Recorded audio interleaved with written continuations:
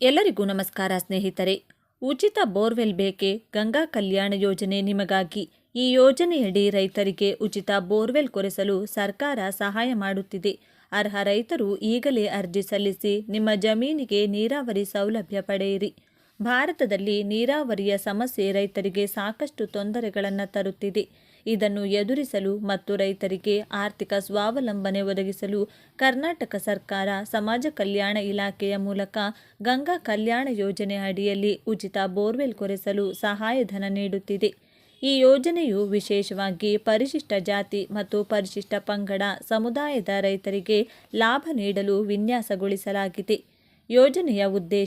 ಯೋಜನೆಯ ಪ್ರಮುಖ ಉದ್ದೇಶವೆಂದರೆ ರೈತರಿಗೆ ನೀರಾವರಿ ಸೌಲಭ್ಯ ಒದಗಿಸಿ ಉತ್ತಮ ಬೆಳೆ ಬೆಳೆಯಲು ಪ್ರೇರಣೆಯಾಗುವುದು. ಇದು ವಿಶೇಷವಾಗಿ ಸಣ್ಣ ಮತ್ತು ಅತಿ ಸಣ್ಣ ಜಮೀನು ಹಿಡುವಳಿದಾರರಿಗಾಗಿ ರೂಪುಗೊಂಡಿದ್ದು, ಬೋರ್ವೆಲ್ ಕೊರೆಸಲು ಮತ್ತು ಪಂಪ್ಸೆಟ್ ಅಳವಡಿಸಲು ಸರ್ಕಾರದಿಂದ ಬೆಂಬಲ ಪಡೆಯಬಹುದು. ಸಹಾಯಧನದ ಪ್ರಮಾಣ: ಅರ್ಹ ರೈತರಿಗೆ 1.5 ಲಕ್ಷದಿಂದ 3.5 ಲಕ್ಷದವರೆಗೆ ಸಹಾಯಧನವನ್ನು ಸರ್ಕಾರ ಒದಗಿಸುತ್ತದೆ. ಈ ಮೊತ್ತದಲ್ಲಿ ಬೋರ್ವೆಲ್ ಕೊರೆಸುವ ಜೊತೆಗೆ ಪಂಪ್ಸೆಟ್ ಅಳವಡಿಸಲು ಮತ್ತು ಅದರ ಶಸ್ತ್ರಸಜ್ಜತೆಯನ್ನು ನಿಭಾಯಿಸಲು ಸಹಾಯ ನೀಡಲಾಗುತ್ತದೆ. ಅರ್ಹತಾ ಮಾಪಕಗಳು: ಗಂಗಾ ಕಲ್ಯಾಣ ಯೋಜನೆಗೆ ಅರ್ಜಿ ಸಲ್ಲಿಸಲು ರೈತರು ಕೆಳಗಿನ ಅರ್ಹತೆಗಳನ್ನು ಪೂರೈಸಬೇಕಾಗಿದೆ. ಜಾತಿ: ಪರಿಶಿಷ್ಟ ಜಾತಿ ಅಥವಾ ಪರಿಶಿಷ್ಟ ಪಂಗಡದವರಾಗಿರಬೇಕು.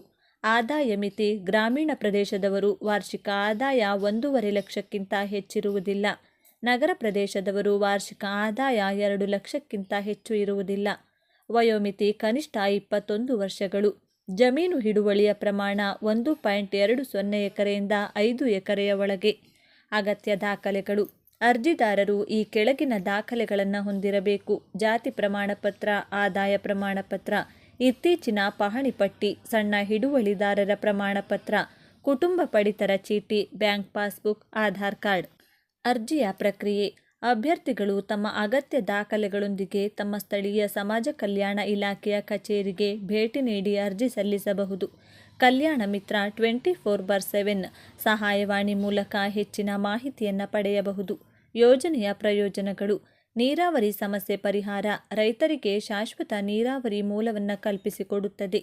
ಬೆಳೆ ಉತ್ಪಾದನೆ ಹೆಚ್ಚಳ: ಉತ್ತಮ ನೀರಾವರಿ ಲಭ್ಯವಿದ್ದರೆ ಬೆಳೆ ವೈವಿಧ್ಯತೆ ಮತ್ತು ಉತ್ಪಾದನೆ ಹೆಚ್ಚಾಗುತ್ತದೆ. ಆರ್ಥಿಕ ಸ್ಥಿರತೆ: ರೈತರು ಅವರ ರೈತಗಾರಿಕೆಯಲ್ಲಿ ಸ್ವಾವಲಂಬನೆ ಸಾಧಿಸಬಹುದು.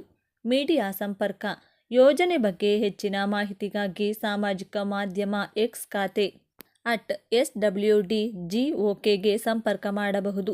ಗಂಗಾ ಕಲ್ಯಾಣ ಯೋಜನೆ ರೈತರು ಅನುಭವಿಸುತ್ತಿರುವ ನೀರಾವರಿ ಕೊರತೆಯನ್ನು ನೀಗಿಸಲು ಮತ್ತು ಅವರ ಜೀವನ ಮಟ್ಟವನ್ನು ಹೆಚ್ಚಿಸಲು ಒಂದು ಪ್ರಮುಖ ಹೆಜ್ಜೆಯಾಗಿದೆ. ಇಂತಹ ಯೋಜನೆಗಳ ಸಮರ್ಪಕ ಅನುಷ್ಠಾನವು ಗ್ರಾಮೀಣ ಆರ್ಥಿಕತೆಯನ್ನು ಪುನರುಜ್ಜೀವನಗೊಳಿಸುವಲ್ಲಿ ಮಹತ್ವದ ಪಾತ್ರ ವಹಿಸುತ್ತದೆ. ರೈತರು ಈ ಸೌಲಭ್ಯವನ್ನು ಬಳಸಿಕೊಳ್ಳಲು ತಕ್ಷಣವೇ ಅರ್ಜಿ ಸಲ್ಲಿಸಬೇಕು.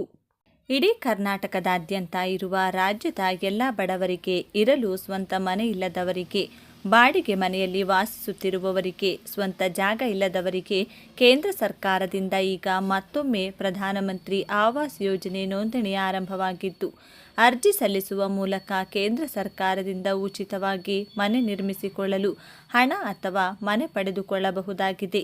ಈಗ ಮತ್ತೊಮ್ಮೆ ಪ್ರಧಾನಮಂತ್ರಿ ಆವಾಸ್ ಯೋಜನೆ ಮೂಲಕ ಹೊಸ ಅರ್ಜಿಗಳು ಈಗ ಆರಂಭಗೊಂಡಿದ್ದು, ಬಡವರಿಗೆ ಮತ್ತೊಮ್ಮೆ ಅವಕಾಶ ನೀಡಿದಂತಾಗಿದೆ.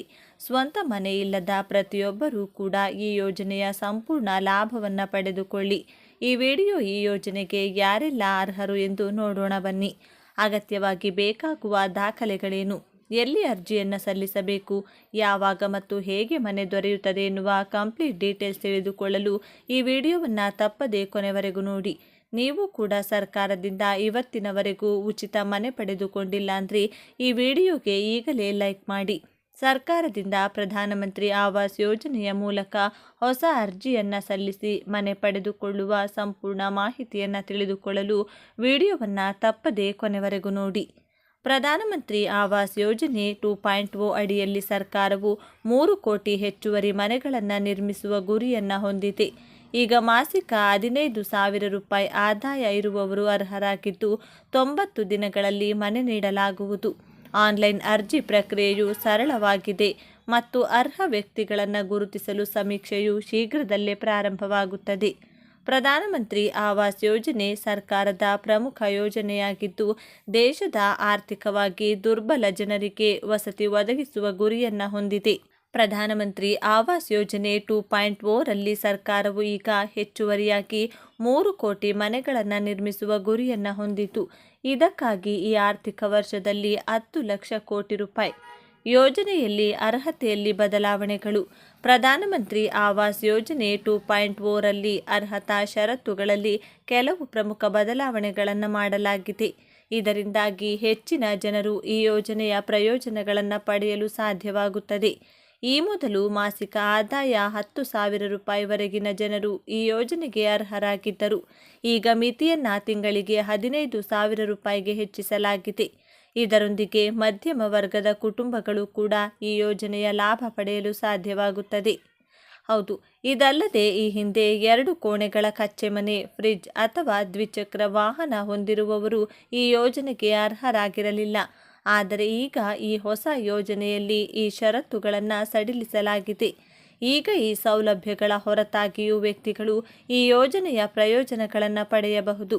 ಆಯ್ಕೆ ಪ್ರಕ್ರಿಯೆಯು ಹೆಚ್ಚು ಪಾರದರ್ಶಕವಾಗಿರುತ್ತದೆ. ಅಲ್ಲಿ ಅರ್ಹ ವ್ಯಕ್ತಿಗಳನ್ನು ಗ್ರಾಮ ಮಟ್ಟದಲ್ಲಿ ಬಹಿರಂಗ ಸಭೆಗಳ ಮೂಲಕ ಆಯ್ಕೆ ಮಾಡಲಾಗುತ್ತದೆ. 90 ದಿನಗಳಲ್ಲಿ ನಿಮಗೆ ಮನೆ ಸಿಗುತ್ತದೆ. ಪ್ರಧಾನಮಂತ್ರಿ ಆವಾಸ್ ಯೋಜನೆ 2.0 ಅಡಿಯಲ್ಲಿ ಅರ್ಹ ವ್ಯಕ್ತಿಗಳಿಗೆ ಕೇವಲ 90 ದಿನಗಳಲ್ಲಿ ಅವರ ಮನೆಗಳನ್ನು ಒದಗಿಸಲಾಗುವುದೆಂದು ಸರ್ಕಾರ ಘೋಷಿಸಿದೆ. ಇದಕ್ಕಾಗಿ ಸರ್ಕಾರ ಶೀಘ್ರದಲ್ಲೇ ಸಮೀಕ್ಷೆಯನ್ನು ಪ್ರಾರಂಭಿಸಲಿದ್ದು, ಈ ಯೋಜನೆಯ ಲಾಭ ಪಡೆಯಲು ಅರ್ಹರಾಗಿರುವ ಎಲ್ಲ ಜನರನ್ನು ಗುರುತಿಸಲಾಗುವುದು. ಈ ಸಮೀಕ್ಷೆಯನ್ನು ನಗರ ಮತ್ತು ಗ್ರಾಮೀಣ ಪ್ರದೇಶಗಳಲ್ಲಿ ನಡೆಸಲಾಗುವುದು. ಇದರಿಂದ ಪ್ರತಿಯೊಬ್ಬ ನಿರ್ಗತಿಕರಿಗೆ ವಸತಿ ಸಿಗುತ್ತದೆ. ಪ್ರಧಾನಮಂತ್ರಿ ಆವಾಸ್ ಯೋಜನೆಗೆ ಅರ್ಜಿ ಸಲ್ಲಿಸುವುದು ಹೇಗೆ? ಈ ಯೋಜನೆಯ ಪ್ರಯೋಜನಗಳನ್ನು ಪಡೆಯಲು ಅಪ್ಲಿಕೇಶನ್ ಪ್ರಕ್ರಿಯೆಯನ್ನು ಸರಳ ಮತ್ತು ಡಿಜಿಟಲ್ ಮಾಡಲಾಗಿದೆ. ಆಸಕ್ತರು ಪಿಎಂ ಆವಾಸ್ ಯೋಜನೆಯ ಅಧಿಕೃತ ವೆಬ್ಸೈಟ್ pmaymys.gov.in ಗೆ ಭೇಟಿ ನೀಡುವ ಮೂಲಕ ಆನ್ಲೈನ್ನಲ್ಲಿ ಅರ್ಜಿ ಸಲ್ಲಿಸಬಹುದು. ಇದರ ನಂತರ ಹತ್ತಿರದ ಸಾಮಾನ್ಯ ಸೇವಾ ಕೇಂದ್ರ ಅಥವಾ ಬ್ಯಾಂಕ್ಗೆ ಹೋಗಿ ಮತ್ತು ಅಗತ್ಯ ದಾಖಲೆಗಳೊಂದಿಗೆ ಅರ್ಜಿ ನಮೂನೆಯನ್ನು ಸಲ್ಲಿಸಿ. ನೀವು ಅಸೆಸ್ಮೆಂಟ್ ಐಡಿ ಅಥವಾ ಹೆಸರು, ತಂದೆಯ ಹೆಸರು ಮತ್ತು ಮೊಬೈಲ್ ಸಂಖ್ಯೆಯ ಮೂಲಕ ವೆಬ್ಸೈಟ್ನಲ್ಲಿ ಅಪ್ಲಿಕೇಶನ್ ಸ್ಥಿತಿಯನ್ನು ಟ್ರ್ಯಾಕ್ ಮಾಡಬಹುದು. ಯಾರು ಅರ್ಜಿ ಸಲ್ಲಿಸಬಹುದು? ಕುಟುಂಬದಲ್ಲಿ ಕೇವಲ ಪುರುಷ ಸದಸ್ಯರಿದ್ದರೆ ಅವರು ಇನ್ನೂ ಅರ್ಜಿ ಸಲ್ಲಿಸಬಹುದು.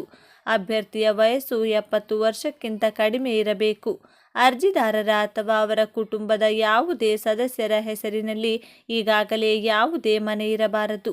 ಫಲಾನುಭವಿಯು ಈ ಹಿಂದೆ ಯಾವುದೇ ಸರ್ಕಾರಿ ವಸತಿ ಯೋಜನೆಯ ಲಾಭವನ್ನು ಪಡೆದಿರಬಾರದು.